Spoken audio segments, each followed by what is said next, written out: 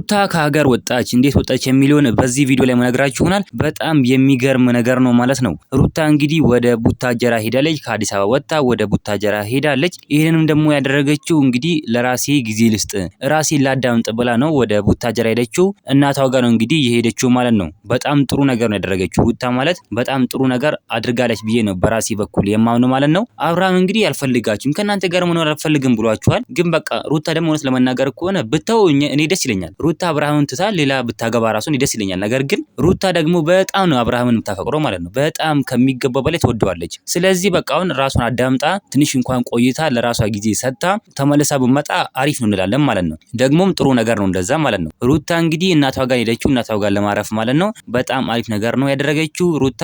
ልዑልንም ይዛው ነው የሄደችው። በጣም ደስ የሚለው ሩታችን የኛ እንቁ ማለት ነው። የኛ ጀግና በጣም ነው የምንወዳት። በጣም ነው ማለት ነው የኛ ጀግና ነች። ትናንትና ደግሞ በቃ ቆራጥነቷን አሳየች። ፍቅር እንዴት እንዳረገቻት ፍቅርን የድሮ በቃ ሩታ የተመለሰች ነው። አትንኩም ባያ ሩታ የኛ ጀግና ሩታ እየተመለሰች ትገኛለች ማለት ነው።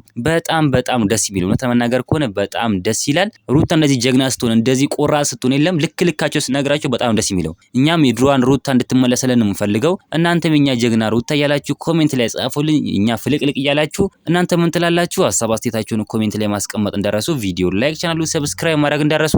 በሌላ ቪዲዮ እስከምንገናኝ በያላችሁበት የዓለም ዳርቻ ሰላማችሁ ብዝት ይበልልኝ። ደህና ሁኑልኝ።